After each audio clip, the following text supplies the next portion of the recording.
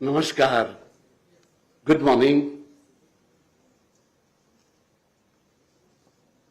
On behalf of the IC Center for Governance, I have great pleasure this morning in welcoming you all to the 5th Sardar Patel lecture on governance. I beg your pardon. In the IC Center for Governance, when the word governance comes, we think of the greatest man in this country who handled governance. And who else but Sardar Vallabhbhai Patel? Getting 560 princely states together was a huge task. He used diplomacy, he used persuasion, he even occasionally used threat of force, all elements of governance. He was the man who brought this country the modern shape it is, from the colonial to the modern republic. We've had 4 lectures before. The first one was by the former Vice President, Shri Venkaiah Naidu, then Dr. Kasturi Rangan, a scientist, Governor Arif Muhammad Khan, and last year, Dr. Karan Singh. We are very fortunate this morning to have Dr. Jaishankar with us to be present to deliver this address. I can really say he's a busy man because earlier in the week he was in the United States, yesterday he was in Sri Lanka, and he has found time to be with us. We are grateful. I will not take too much of your time. Request Shri Prabhat Kumar for his opening remarks and to introduce the speakers of the dais. I have one request to the everybody in the auditorium. Kindly switch off your mobile phones or put them on silent. Thank you.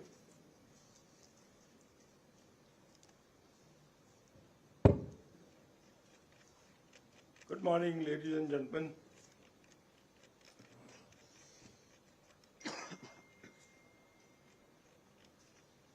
As Mahesh ji just said, that we in the IC Center for Governance, we are privileged to organize this 5th Sardar Patel lecture on governance. It's our great pleasure that we have Dr. Jaishankar with us to deliver the lecture. I don't think Dr. Jaishankar needs any introduction here. We all know that he is our Minister of External Affairs and that he has had an illustrious diplomatic career spanning over 38 years, during which he held very important assignments like our ambassador in Beijing and in Washington, and as India's foreign secretary. He's a thinker, and he's a great advocate of India's unique place in global community. He's a candid writer and a very bold speaker who doesn't mince his words. Friends, Dr. Jaishankar has been navigating our foreign policy with a doctrine which he calls as strategic autonomy. And according to him, there are 3 elements which define a sound foreign policy of a country. And they are designing strategic goals, recognizing optional outcomes, and appreciating the interplay of politics and policy. I think the same principle applies largely to public governance. We should not continue to benchmark ourselves with our past, and we should continuously explore new pathways for better governance.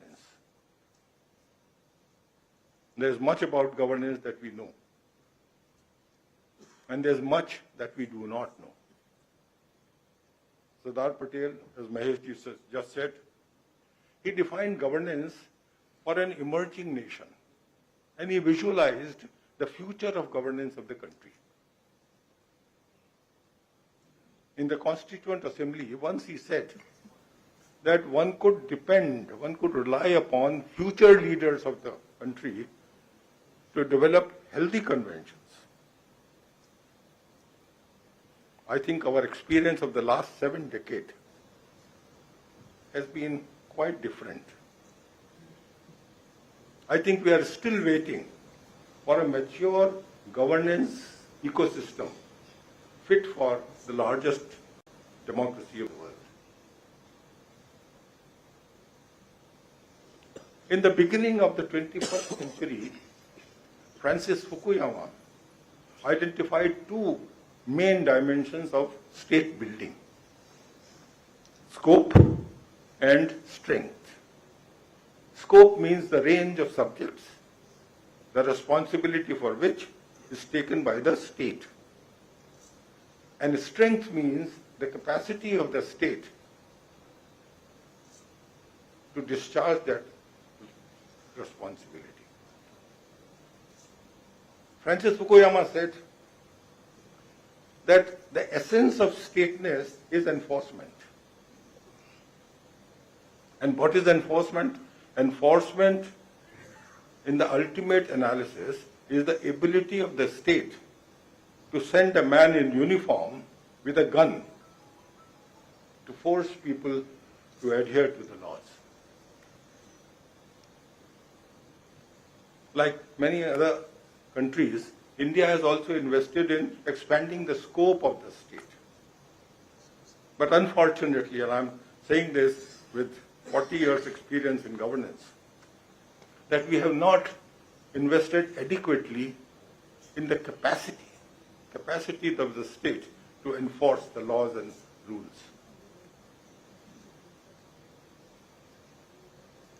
In his Independence Day address, only a couple of weeks ago, our Prime Minister said that his government has an unwavering commitment to governance reforms. He said that in the last 1 decade, the governance has shifted to a new gear. While earlier, the citizen used to plead for what was rightfully his, and now he gets it on his doorstep. So friends, in the IT Center for Governance, we are looking forward to unfolding next generation of reforms. And ladies and gentlemen, we also have the good fortune today of the presence of Dr. Harivanshji,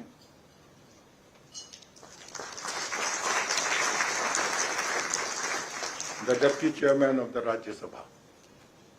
He, like Dr. Jaishankar, he needs no introduction. He has been conducting the proceedings of the House, and we see it on the TV, in a very exemplary manner, right since you took over.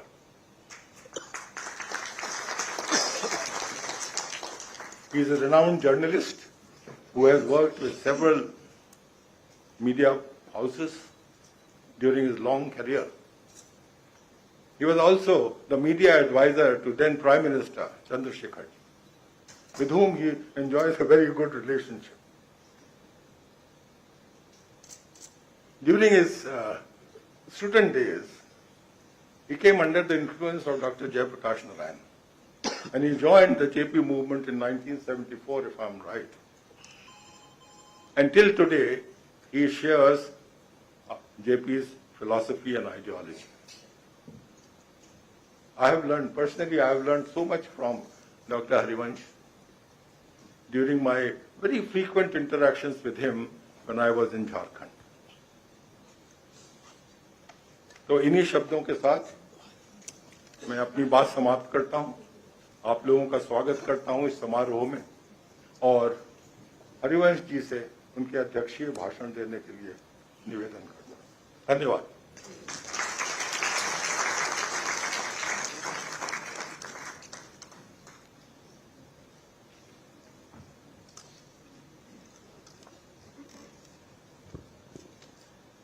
नमस्कार। देश के विदेश मंत्री आदरणीय श्री जयशंकर जी, आदरणीय प्रभात कुमार जी, पूर्व governor और cabinet सचिव, Shri Mahesh Kapoor ji, vice president IC centre of governance, Shanti Narayan ji और आप उपस्थित सभी विशिष्ट अतिथिगण, लौह पुरुष सरदार पटेल के सम्मान में आईसी सेंटर फॉर गवर्नेंस द्वारा इस साल आयोजित इस विशिष्ट लेक्चर में आने का मौका हम सबके लिए यादगार अनुभव रहेगा। इसके लिए डॉक्टर प्रभात कुमार जी व आईसी सेंटर फॉर गवर्नेंस का आभार। आज हम भी आप सबकी तरह आज के मुख्य वक्ता देश के माननीय विदेश मंत्री श्री जयशंकर जी को सुनने के लिए उत्सुक हैं। माननीय जयशंकर जी बहुआयामी व्यक्तित्व के धनी हैं। एक सफल प्रभावी राजनयिक से राजनेता बने, एक सफल वार्ताकार, बेहतरीन वक्ता, देश की विदेश नीति से दुनिया में देश के स्वाभिमान, आत्मविश्वास व संकल्प से भारत की नई छवि रखने वाले एक लेखक और संसद में गरिमा से अपनी बात रखने वाले जयशंकर जी हमेशा अपनी बातों से हमारे दिल में जगह रखते हैं। प्रधानमंत्री जी के मार्गदर्शन में उन्होंने प्रमुख वैश्विक शक्तियों के साथ भारत के संबंधों को मजबूत और गहरा करने के लिए सफलतापूर्वक काम किया। उन्हें chief executive of India assertive foreign policy के रूप में भी जाना जाता है। माननीय जयशंकर जी, ऐसे समय में जबकि दुनिया बड़ी गंभीर चुनौतियों से निकल रही है, हमारी विदेश नीति को स्किलफुली नेविगेट करने और दुनिया में भारत का मान बढ़ाने में महत्वपूर्ण भूमिका निभा रहे हैं। आज हम ऐसे समय में जी रहे हैं जब जीवन के विभिन्न क्षेत्रों में अभूतपूर्व गति से परिवर्तन हो रहे हैं। कुछ वर्षों पहले रे कुर्जवेल, स्टीफन हॉकिंग, फ्रांसिस किरण क्रॉस जैसे प्रसिद्ध फ्यूचरोलॉजिस्ट और वैज्ञानिकों को हम सब ने पढ़ा तो उन्होंने जो भविष्य के बारे में भविष्यवाणी की थी, लगता था वो सारी चीजें साकार नहीं होने वाली। लेकिन जो उनका अनुमान था कि भविष्य में तकनीकी परिवर्तन इतने तेज और गहरे होंगे कि this may rupture the fabric of human civilization. विशेषज्ञ चेतावनी देते हैं कि आर्टिफिशियल इंटेलिजेंस, मशीन लर्निंग और ऐसी अन्य तकनीकें डबल एजेड वीपन्स के रूप में हैं।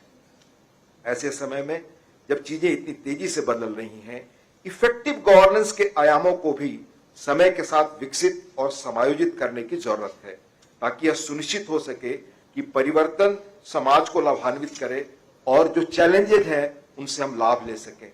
मुझे कुछ एक वर्षों से आईसी सेंटर को जानने का अवसर है। यह देखकर प्रसन्नता है कि इनका विजन स्वच्छ और प्रभावी गवर्नेंस को प्रैक्टिस देना आज से नहीं, दशकों से जो परिवर्तन आज दुनिया देख रही है, जो टेक्नोलॉजी ड्रिवन डेवलपमेंट के संदर्भ में बहुत ही रेलिवेंट है। It offers capacity building, IC centre for governance, it offers capacity building program for improving service delivery and citizen engagement, for promoting inclusive and sustainable development, and emphasizes on the importance of ethical governance. इन योगदानों के माध्यम से IC centre for governance अधिक प्रभावी, पारदर्शी और जवाबदेह शासन परिदृश्य बनाने में काफी वर्षों से मदद कर रहा। मुझे ऐसे प्रतिष्ठित संगठन से कुछ वर्षों से जुड़ने का अवसर मिला। इसका श्रेय आदरणीय प्रभात कुमार जी को है। मैं इस रूप में फॉर्चुनेट हूं कि उनका सानिध्य मुझे मिला। उनके लंबे प्रशासनिक अनुभव और उल्लेखनीय योगदान के अलावा उनके सौम्य व्यक्तित्व ने हमें प्रभावित किया। झारखंड जैसे नए राज्य के वह पहले राज्यपाल बने। हमें याद है एक रोबस्ट एडमिनिस्ट्रेटिव फ्रेमवर्क की नींव उनके मार्गदर्शन में रखी गई। जिसके कोर एलिमेंट्स थे इंक्लूसिविटी और सोशल जस्टिस। हमें यह भी याद है उनकी प्रेरणा मार्गदर्शन से वहां के विश्वविद्यालयों ने परीक्षा में टॉपर्स की कॉपियों को सार्वजनिक करने का निर्णय लिया और ऐसे अनेक कदम उठे जिसका इनोवेटिव एफर्ट्स का बड़ा अच्छा असर रहा। मैं आईसी सेंटर ऑफ गवर्नेंस के संस्थापकों को धन्यवाद देना चाहता हूं कि हर साल उन्होंने उस व्यक्ति की याद में जिस व्यक्ति के सौजन्य से भारत को एक होने में सबसे अधिक मदद मिली, उनके नाम पर वार्षिक व्याख्यानमाला को आयोजित करते हैं और ये इसकी प्रतीक्षा रहती है देश के जाने माने लोगों को बुलाना और सरदार पटेल को याद करना। यह पहल सरदार पटेल के विजन, निर्णय क्षमता, व्यक्तित्व, त्याग और ईमानदारी को हमारे दिलों में हमेशा जिंदा रखेगी। उनके प्रिंसिपल्स ऑफ गवर्नेंस हमेशा इस क्षेत्र से जुड़े लोगों और आम लोगों को प्रेरित करेंगे। दुर्भाग्यवश हम उनके कॉन्ट्रीब्यूशंस को उचित सम्मान देने में असमर्थ रहे और लगभग 4 दशकों बाद 91 में उन्हें भारत रत्न मिला। मैं 2 चीजें और कह के अपनी बात खत्म करूंगा। श्री वी शंकर जो उनके साथ करते थे, उन्होंने माई रेमिनेंसेज ऑफ सरदार पटेल में लिखा है, इस व्याख्यानमाला की प्रासंगिकता क्या है, किस व्यक्ति को हम याद कर रहे हैं। उन्होंने लिखा है एक पैरा में, but look at the greatness of the man. I was with him up to the end. Not once the thought of his self-denying daughter, whom he was leaving in the hands of his countrymen, came to him. Not once he thought of his son, of his grandson to whom he was devoted. Not once he thought of many of his servants who looked up to him, not only as a master, but as a great father of a great family, but always he was thinking about the welfare of his country. A day previous to his death, he was worrying about how many things. He was worrying about whether this country would be able to bear the burden of the quick changes that took place. He was worrying about the economic situation of the country. It was with the worry on his head that the great light was extinguished that morning of 15 December 1952.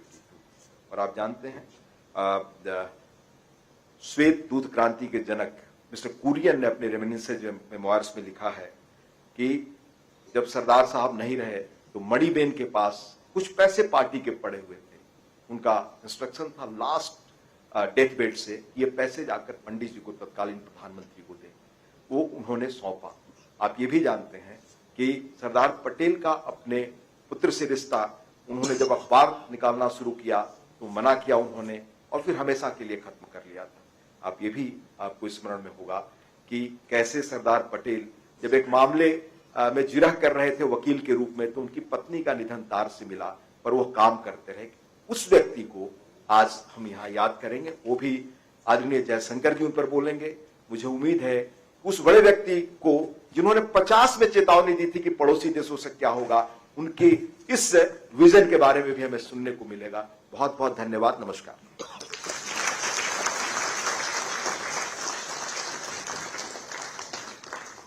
May I now request Dr. Jaishankar kindly come and deliver his address.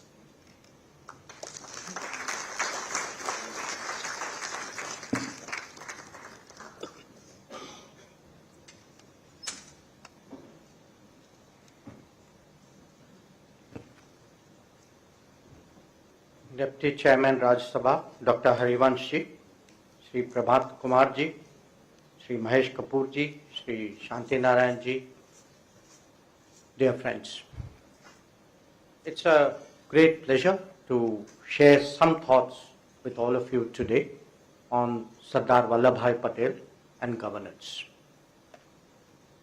Indeed, for anyone who has studied his life, good and strong governance is naturally associated with him. Now, if I were to pick 2 other characteristics, I think nationalist and realist come readily to mind. And this is not just me. It is the popular image of the Sardar that has remained deep in our consciousness even 74 years after he has passed away. Now, much has been written about him, both directly and with reference to the events and personages of that period. There is a widely held perception that the conventional narrative with which we are all familiar, has not done adequate justice to him. That is perhaps attributed to the politics of the era, but I don't want to go into it on this occasion. My hope, I would say even expectation, is that with the passage of time and a more balanced and objective debate in our society, the value of Sardar Patel's multiple contributions would be given the recognition that they truly deserve. Allow me today to essentially focus on some of them and highlight their contemporary relevance. I'm sure all of you would agree with me that it's actually no exaggeration to assert that but for Sardar Patel's leadership, the story of the integration of Indian states in the aftermath of the partition would be very different. Decisions pertaining to Hyderabad, to Junagadh, and the Rajputana have all been written about at length.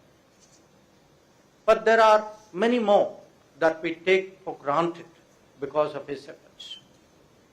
Even today, his secretary, V.P. Menon's account of what happened at that time, I believe is a must read to understand our modern history. And I myself often give that book to young officers who come as trainees because I tell them that it tells you how it really was and how it could have been but for Patel.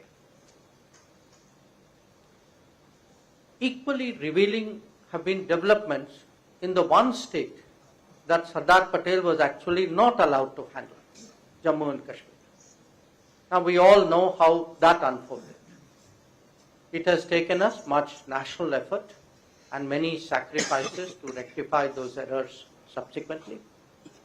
8 decades after independence, perhaps the younger generations, and I'm happy to see some of them in the room, the younger generations may not readily appreciate how seriously a third force model was being pushed by the colonial power to ensure a permanent weakening. It was in large measure due to Sardar Patel's legendary firmness and vast negotiating skills that our senior colleagues have spoken about, which ensured that many instruments of accession were signed. But in the handling of Jammu and Kashmir, we created serious problems for ourselves. Problems in national integration, in national security, in diplomacy, and in geostrategy. The foundation that Sardar Patel laid since became the strong edifice of a modern and confident India. But there are lessons from his endeavors which are relevant even now. Foremost among them is that our civilizational ethos does not automatically translate into political coherence and national unity. At various points of our history, internal divisions and selfish agendas have done our country great harm. Indeed, these were traits that the world was readily willing to exploit to its advantage. What Sardar Patel was able to do, and do remarkably, in 1947-48, was to evoke an emotion and an awareness among the states and their rulers towards our nationhood. That is how he could actually bring us all together.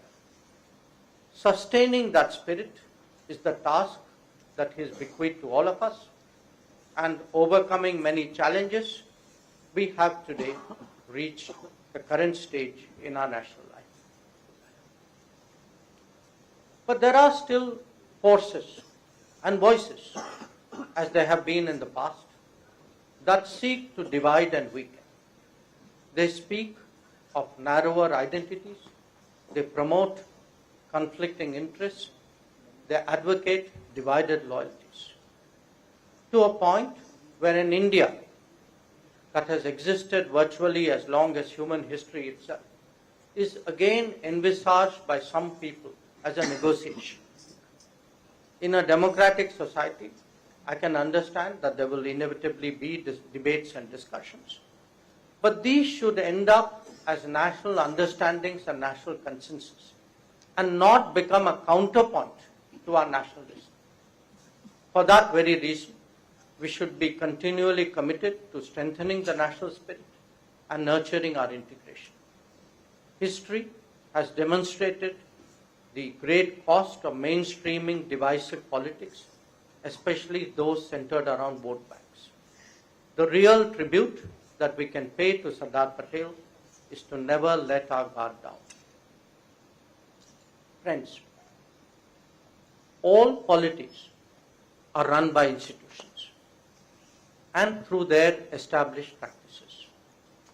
The quality of governance is often a key factor in determining comprehensive national power.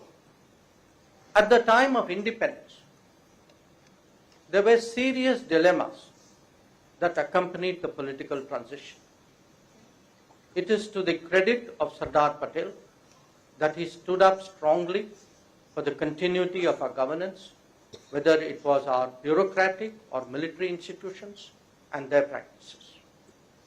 This enabled responsible policy making and smooth implementation. Let us appreciate that in the era of decolonization, very few other countries were able to create the kind of systemic stability that we experienced in India. Obviously, a great deal of the credit goes to the national movement, which instilled political awareness deeply among our people. But this venue is particularly appropriate to also recognize how crucial was the role of the bureaucracy in the exercise of nation building after independence. Sardar Patel, more than many of his contemporaries, was a bridge builder between the world of politics and that of civil services. Now, it's not just a question of structures. Contemporary accounts, including many of those who were his political colleagues at that time, reveal how hard Sardar Patel strove to ensure that decisions were not made in silos. And we are all from that world, so we understand that challenge. Probably his unique standing encouraged others to seek his advice and to share their anxieties. Though his portfolios were home, the states, and information and broadcasting, his policy impact actually ranged from defense and external affairs to development and finance. The takeaway here is the importance of integrated decision making and efficient systems of delivery. Today, when much greater emphasis is being put on continuous training and strong performance evaluation, the Sardar certainly serves as a symbol of good governance. Sound policy making requires a proper understanding of the environment in which we operate, and I'm sure none of you would disagree with that proposition. Since no nation is really an island unto itself, this applies as much to foreign policy as it does to domestic one.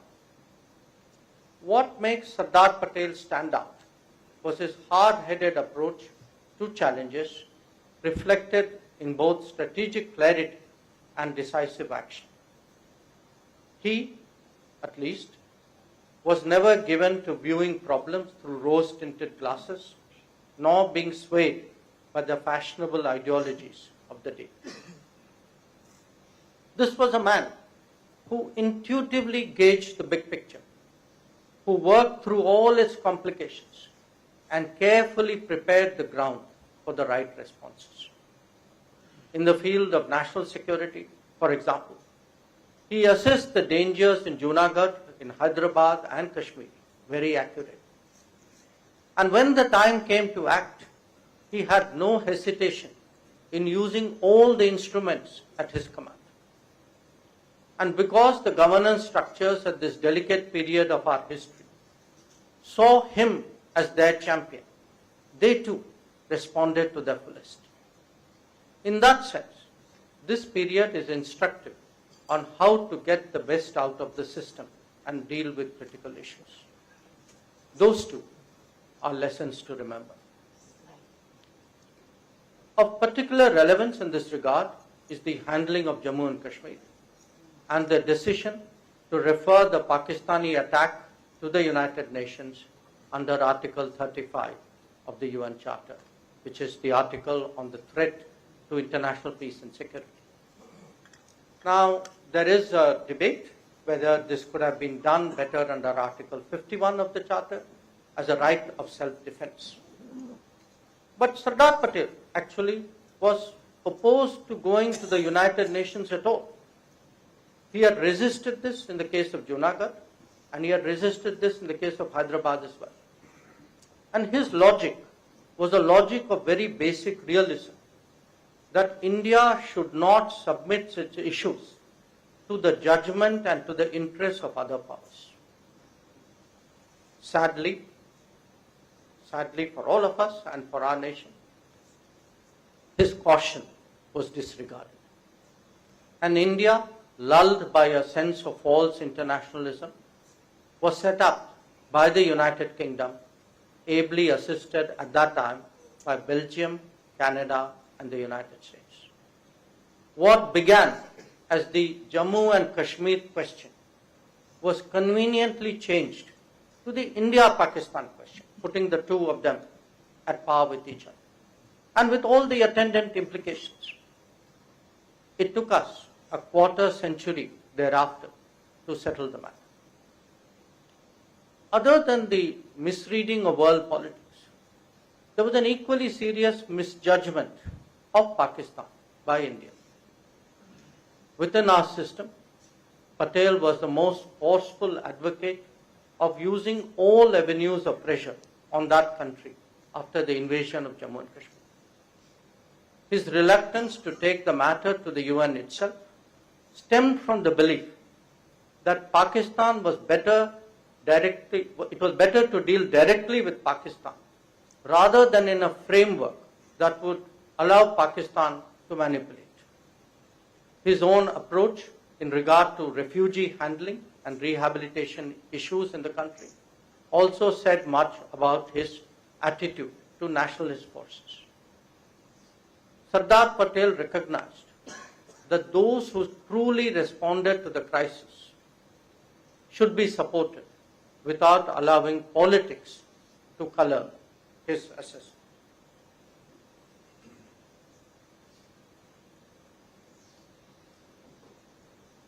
Today, we may be tempted to speculate what Sardar Patel's approach would have been to Pakistan-related issues that came up in the decade after his passing away. For example, would he have extended his support to the Indus Waters Treaty of 1960?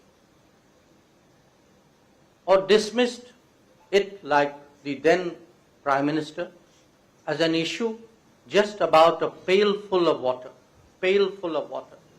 that was negligible in the context of larger international politics, and subscribed to the justification that it was a decisive move towards a settlement and to peace with Pakistan.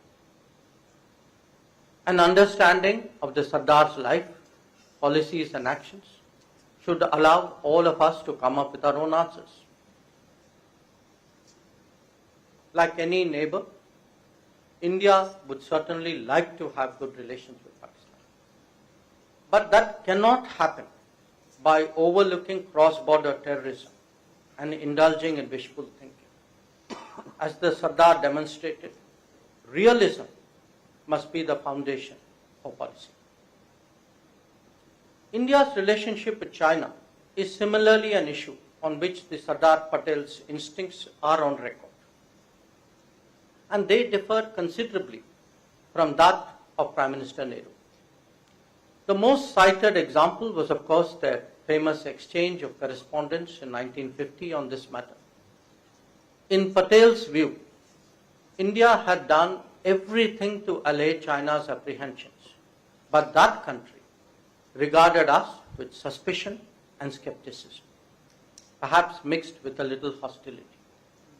He highlighted that for the first time, India's defense had to concentrate on two fronts simultaneously. His assessment was that China had definite ambitions and aims that shaped its thinking about India in a less than friendly way. Now, what I'm giving you is a near verbatim summary of his famous letter.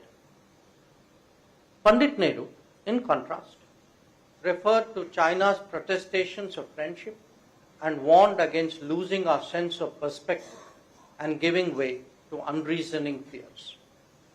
To him, it was inconceivable that China would undertake what he called a wild adventure across the Himalayas. He did not, and again these are his words, he did not envisage any real military invasion from China in the foreseeable future. Now, this exchange was part of an internal debate, and it obviously allowed the two leaders to express themselves very frankly, even if it was very undiplomatic. Each one reflected an approach not just to a neighbor, but to issues of national security and to world politics as well. Patel passed away soon after this exchange and must have surely felt vindicated by the events in the decade that followed. The point about the recollection is to stress the importance of getting the right assessment of the relevant situation. This is a key aspect of governance, because if we start with a misdiagnosis, everything else thereafter only takes us in the wrong direction. The result of the idealist view in this case, for example, shifted India's focus away from preparing our defenses. Instead, we spent our energies making common cause on third-party issues and advocating the claims in the United Nations of the very neighbor with whom we then went on to have a conflict in 1962. Now, governance is equally about undertaking the appropriate level of planning, right level of preparations, and ensuring suitable appointments. I'm talking in Civil Service Institute, so I think that should be fairly obvious. In 1962, our troops were sent to the Himalayan borders without the right equipment or acclimatization. And that was because there was virtually no planning for that contingency. And to compound matters, those charged with responsibilities from Defense Minister Krishna Menon downwards were visibly ill-equipped to deal with it. Now, this is not hindsight, because many questions were raised and, in fact, controversies erupted even ahead of the 1962 war. Today, the same challenge is being met, but it is being met with more painstaking and focused efforts in parallel with our diplomatic engagement. That our border infrastructure spending has gone up 5 times in the last decade is but one reflection of our seriousness. So too is the fact that we have such a tight whole mill approach, which ensures that our system moves fully in lockstep. Indeed, even other facets of the relationship are coordinated in a manner that our national security interests are better served. Sardar Patel would surely appreciate that the integrated decision making, which used to center in his time around his personality, is now increasingly built into our system. During the end of Sardar's life, India and China were both re-emerging in the global order as modern nation states. The complexities of the relationship was just beginning to be visible. Much has happened in the decades that have passed. Today, our ties are again at crossroads. The present situation does not serve the interests of either nation. There is a way forward, and that is by reinstating peace and tranquility in the border areas, respecting the LAC, and not seeking to change the status quo.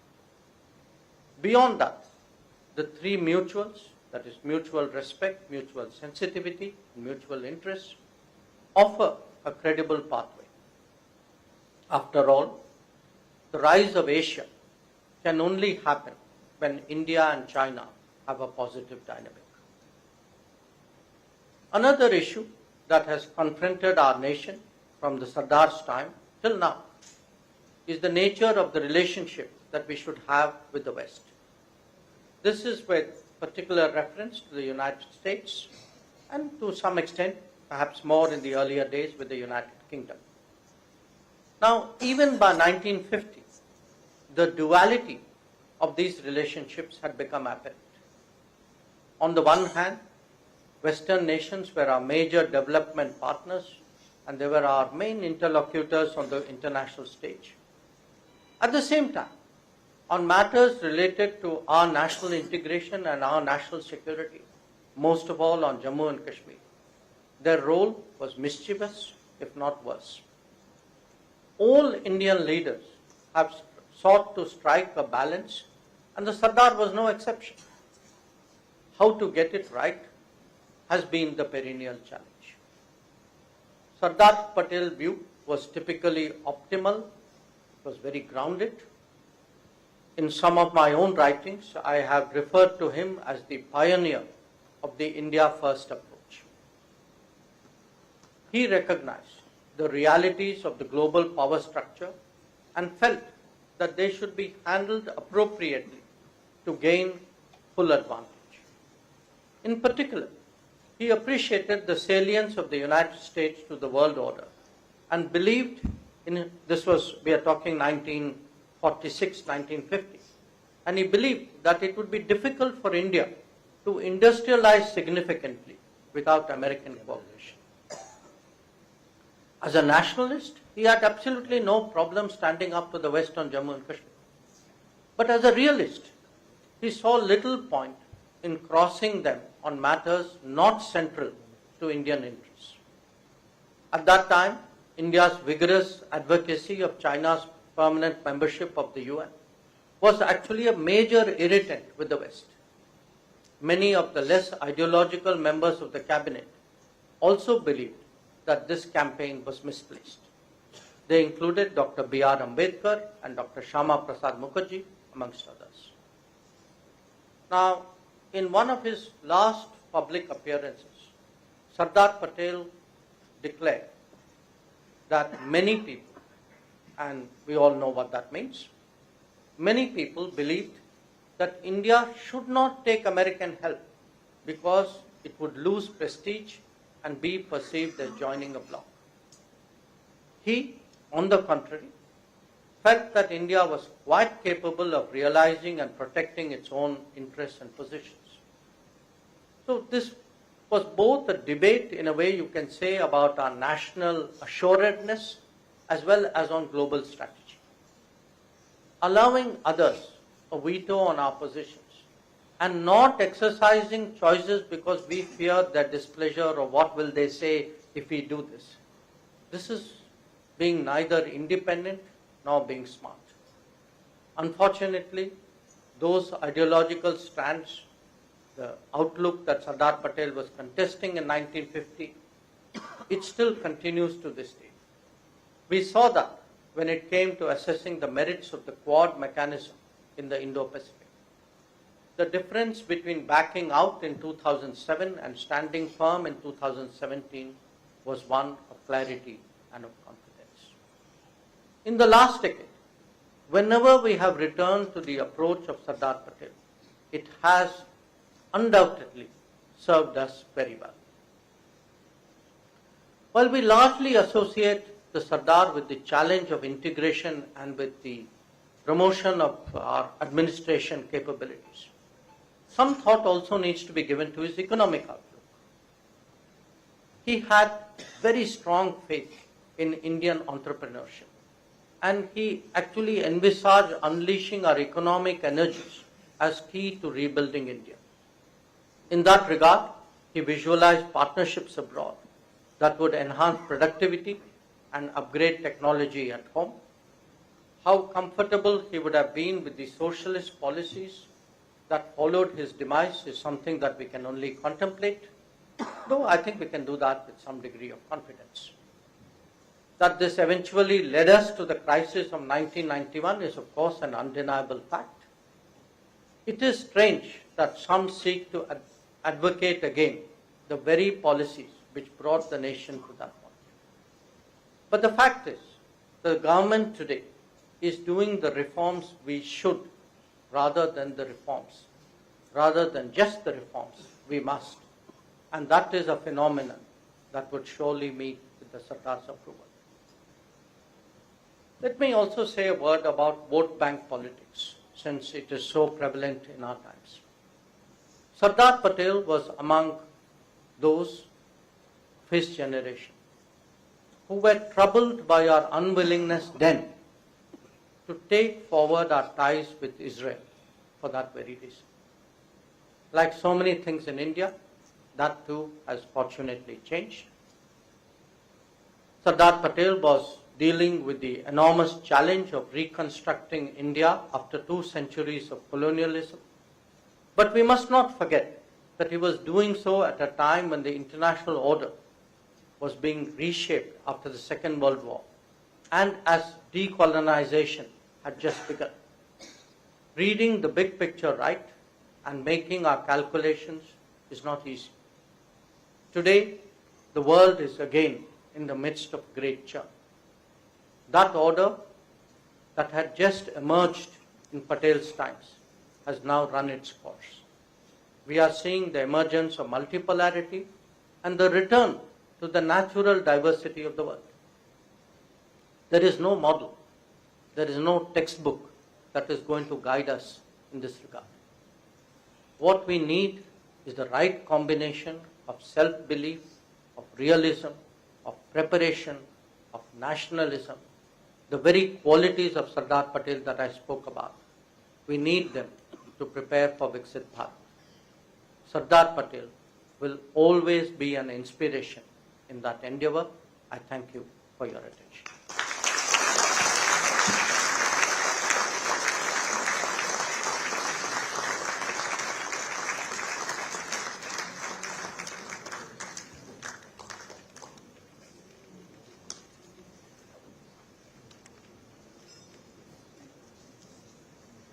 In the next 10 minutes that we have, the Minister has agreed to answer any questions that may be there in the audience. Anybody who has any questions, will please introduce yourself and be short, specific to the question and not make a statement, so that more people can have an opportunity to question. Thank you. Thank you. My name is Dr. Surabhi. Since you said governance is about planning and you are planning to go to Pakistan for the SCO, what are the kind of, and given the love-hate relationship that Pakistani media and the government has with you personally, what are the kind of questions and challenges and blaming, etc., are you anticipating and planning for? Thank you.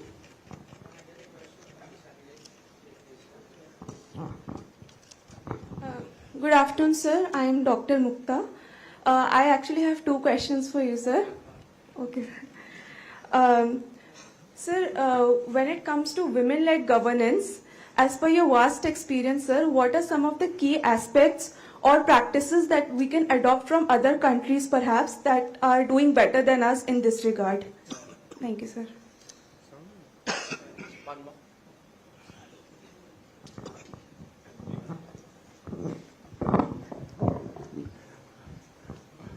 I have 2 brief questions. One to ubiquitous, indefatigable EAM, and the other as an erudite member of the cabinet.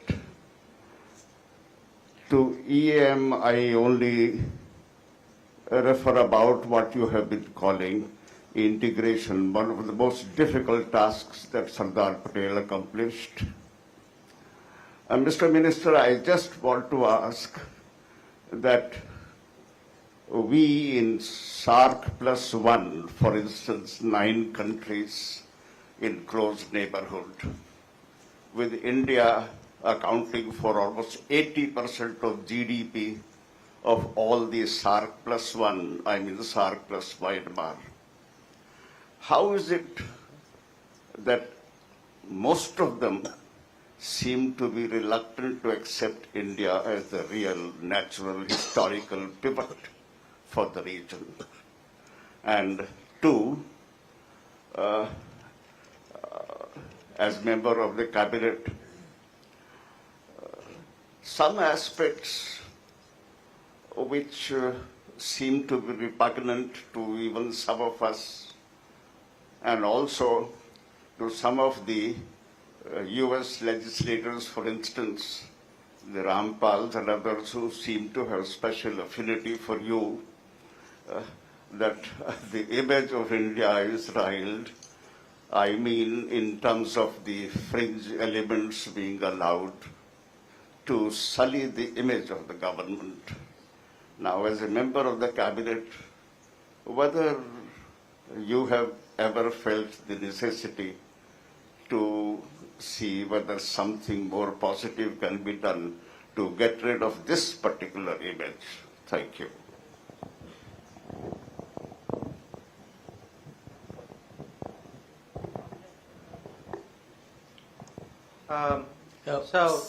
Let me start with the first question. Yes, I am scheduled to go to Pakistan in the middle of this month, and that is for a meeting of the SCO heads of government. Normally, Prime Minister goes to the higher level meeting, the heads of state, and one of us, it changes. Usually, one of the ministers goes for the heads of government meeting. So that's in line with the tradition. It so happens that the meeting is taking place in Pakistan because, like us, they are a relatively recent member. So your question, I think, as I understood it, was, am I planning for it? Of course I'm planning for it.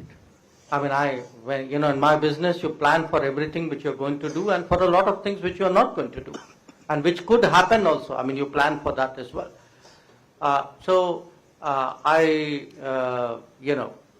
Expect there would be a lot of media interest because the very nature of the relationship is such, and I think we'll deal with it. But I do want to say it will be for a multilateral event. I mean, I'm not going there to discuss India-Pakistan relations.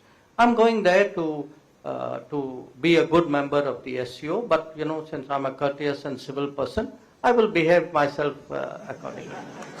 So, on the women-led governance, look, I think we also have our own experiences, and so do other societies. When I look, a lot of people in the room, their career has been dealing with administration, with development, with society very deeply.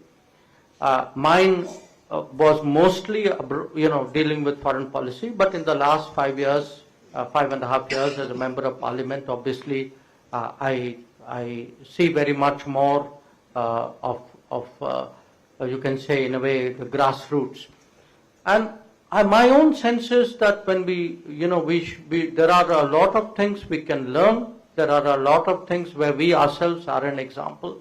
And certainly in the case of women-led development, in fact in the G20, we were the people who really pushed this idea that, this is not just about closing gender gaps, because that's almost like women will continuously stay behind and you're going to play catch up and, that's where it ends. I mean, there are many areas where, after all, in many ways, they are a natural pivot of families. And there are areas where their contribution and their role is very different, and it's not something which is replaceable by men. So I do think it's a very active subject to engage the world. But other than that, part of what I would say we are trying to do in foreign policy is foreign policy. Many countries have used foreign policy in a very focused manner to get the best things out of the world. I mean, it could be investment, it could be trade, it could be technology, but a lot of it is about best practices. How does some other country do this better or different, or in some manner is there something we can learn?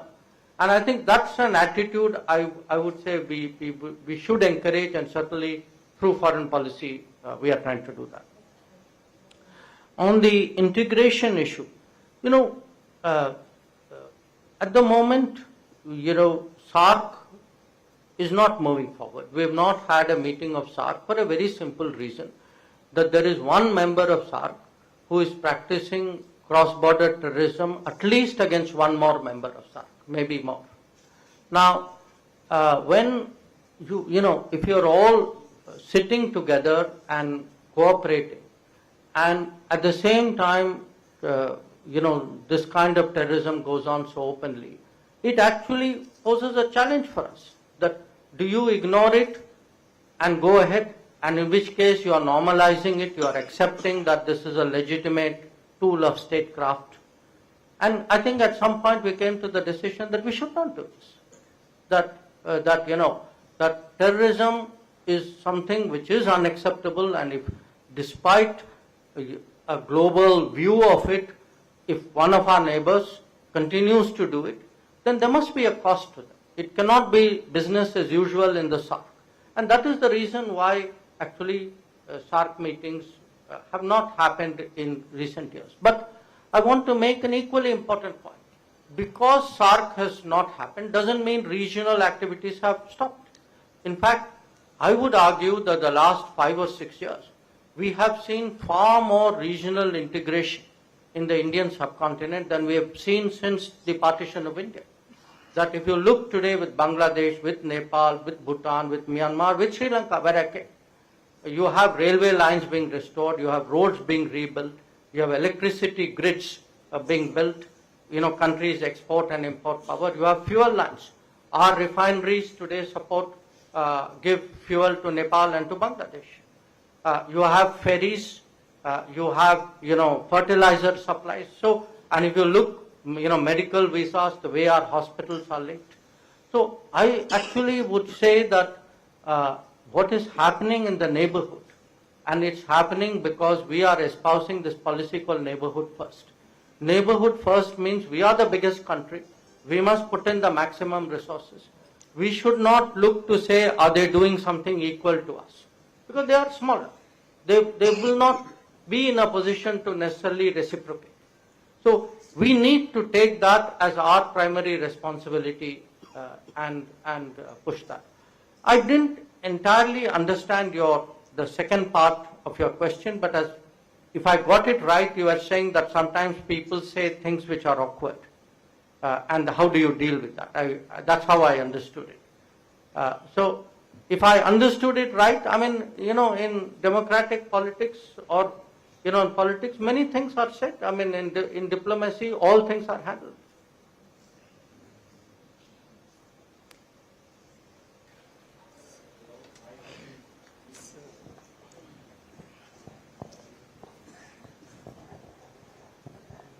मैं दीपक सिंघल हूं साहब। मैं उत्तर प्रदेश में chief secretary था प्रभात कौर साहब का बहुत junior colleague हूं। मैं सिर्फ एक विषय आपके संज्ञान के लिए रखना चाहता था कि हम लोग पिछले 1.5 वर्ष से एक नया अध्याय जीवन का 50 प्रोफेसर्स, वाइस चांसलर्स और दुनिया के 60 देशों की यात्रा करके भारतीय संस्कृति के माध्यम से दुनिया की समस्याओं का समाधान, इस पे काफी डॉक्यूमेंटेशन किया है।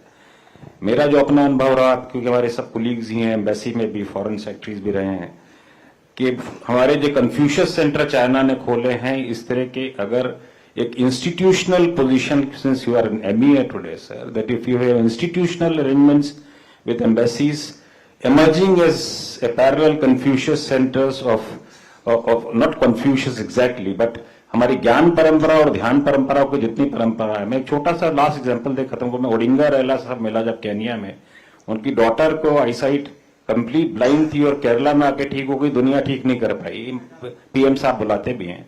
तो इन सब चीजों को एग्जाम्पल लेके अगर ये हमारी फॉरेन सर्विस का रीओरिएंटेशन एक बार सभी लोग जिन्होंने इकट्ठा किया सामान, उसके मीटिंग होके उनके सामने रखा जा सके, शायद देश के लिए भला होगा। ये चीज आपके सामने सुझाव के लिए रखना चाह रहा हूं। I am Sivam, research scholar at University of Delhi. Sir, my question is based on historical perspective. Sir, is there any real or big difference between Atal Bihari Vajpayee's good governance and Sardar Patel's good governance on Kashmir's issue? Like we can see fraternity integration in both leader or something different perspective we can gather it. Thank you, sir. Sir, this side. Sir, my question is regarding UN, the way Israel, Gaza, and things are in bad shape about international affair, and some people prove that it's a failure of UN, and there are some chances of proposal to for India to be a member of Permanent Security Council, and some people, academic, have proposed that UK should cede its membership in favor of India, and second option is there should be 7 members with veto power, or next 7 members without veto power. The third is as regular 7 members to be regularly elected for 1 year, 2 year, 3 years. So why not to be assertive about this UN Security मैं आपको Council? जवाब दूं. Thank you, sir.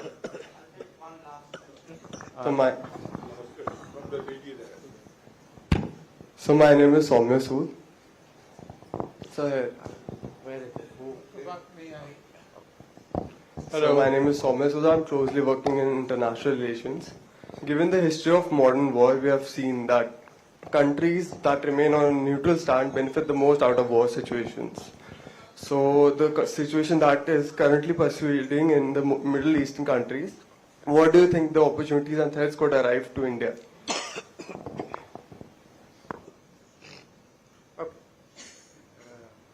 Hello. Sir, I want your views on setting up of a efficiency commission to improve our governance.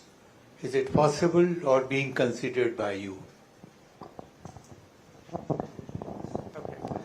will end finally since.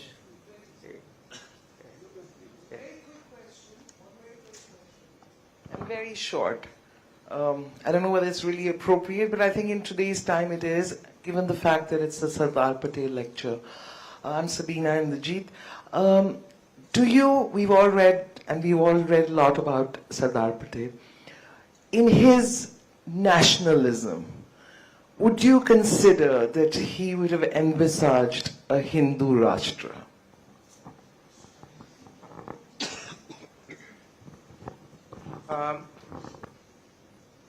Let me start. आपका जो पहला सवाल जो था, देखिए हमारे यहाँ आजकल हर राजदूतावास में, हर उच्चायुक्त में एक कल्चरल सेंटर है.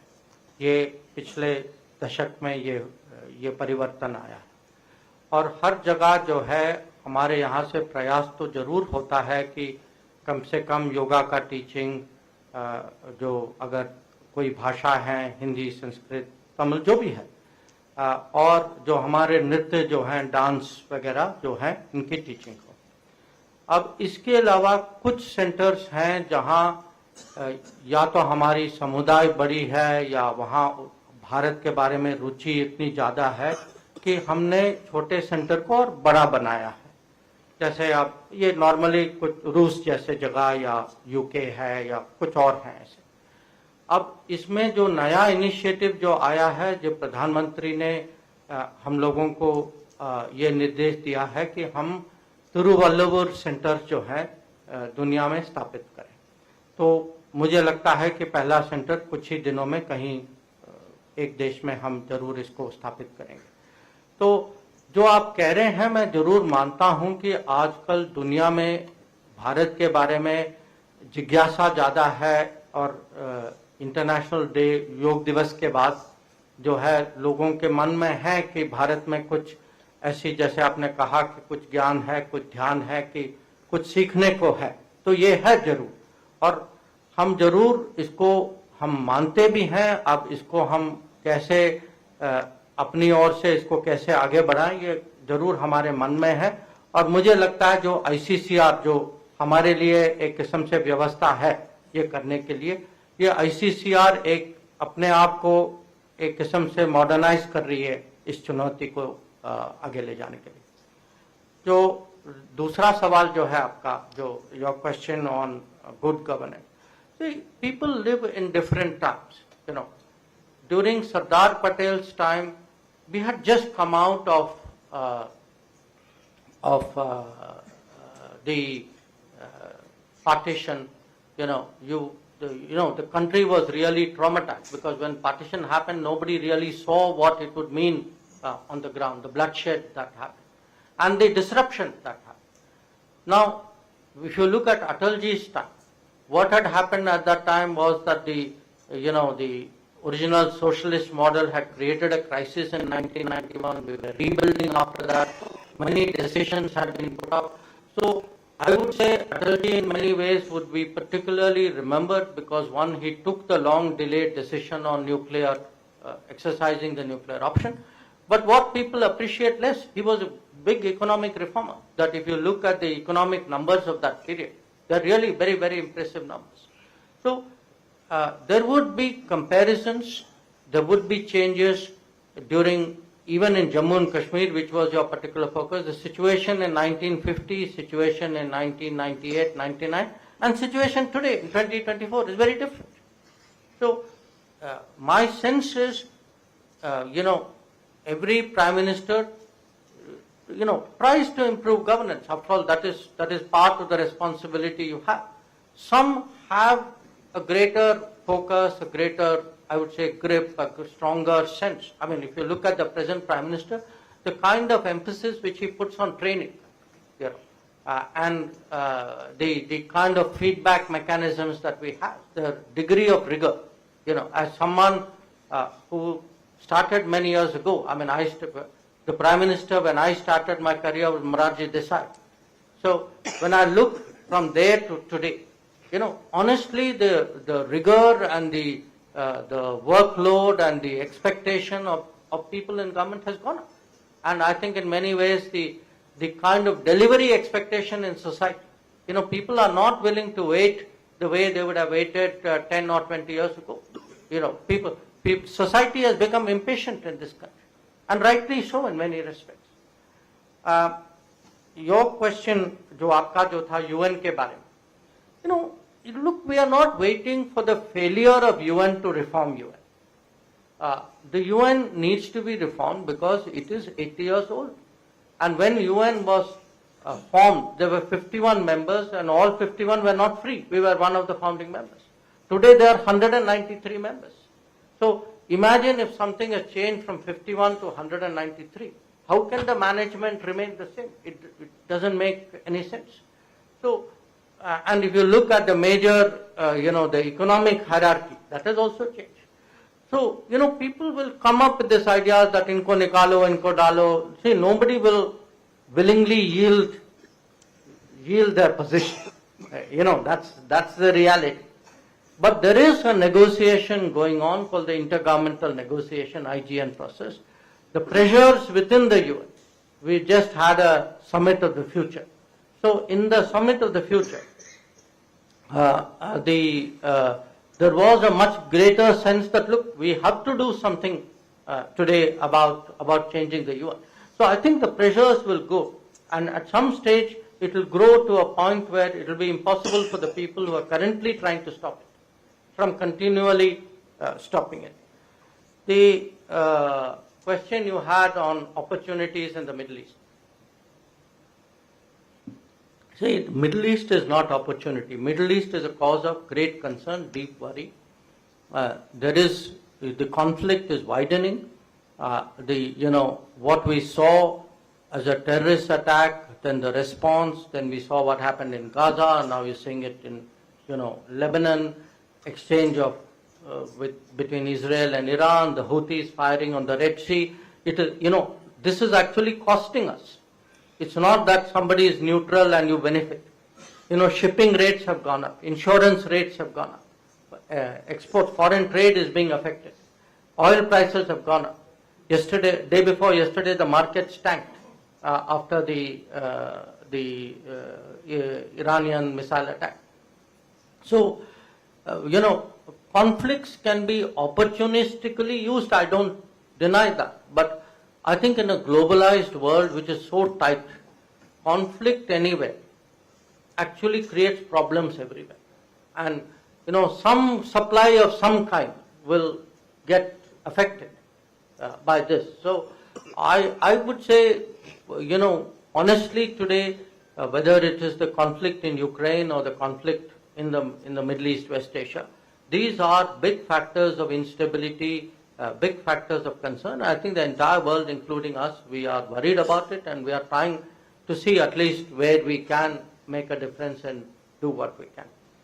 On the efficiency side, in this government actually there is, in a sense, a commission which has looked at making bureaucracy more competitive, making it more sharp in a way. There is something called Mission Karm Yogi. The whole idea is that it should not, the bureaucracy should not be a escalator.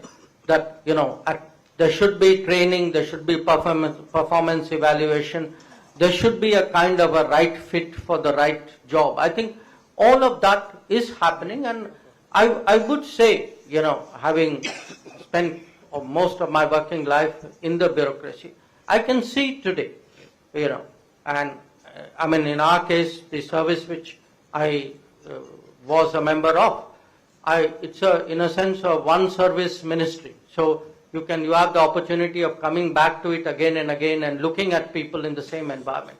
I can see changes very frankly for the better. I think people are far more competitive and in a sense far more willing to do things, and to me that's a source of great encouragement. So the last question, it's a very interesting question because in the late 40s and early 50s, there were big issues, and some of them pertain to Sardar Patel, some of them, to people like Rajendra Prasad. Issues like, for example, RSS did sterling work during the partition. Now, there were people who, for political reasons, didn't want to recognize it. Now, I think Sardar Patel was a very culturally, he had, from what I understand, I've not just read the official side of it, I've also read the associated personal accounts of people who worked with him. My own grandparents were in the government at that time. I've sort of had talked to him. I think at that time a lot of people felt that, look, it's one thing to respect, all religions should be respected. But respect for religions does not mean that your own religion needed to be suppressed or played down. And that, unfortunately, because of the ideologies of the day, was the direction in which it went. And I think he would have been very uncomfortable with the fact that somewhere people were almost defensive about being a Hindu. My guess is it would have troubled him. And, if you look thereafter at issues like the, inaugurating the Somnath temple, which became a major political issue at that time. So it's hypothetical, but I would say, here was a person with beliefs, faiths, culture, tradition, who was very comfortable in his own skin. Before I request Mr. Shanti Narayan to propose a vote of thanks, may I request Mr. Prabhat Kumar to give mementos to Dr. Jaishankar and to Dr. Harivansh.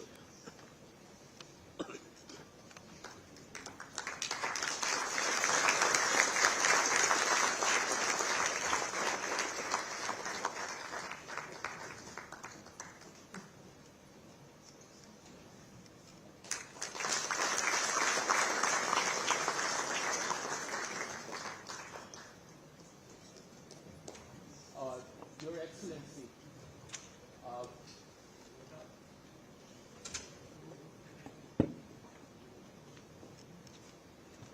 good afternoon, ladies and gentlemen. On behalf of the Civil Services Officers Institute and the IC Center for Governance, I have great pleasure in proposing a vote of thanks.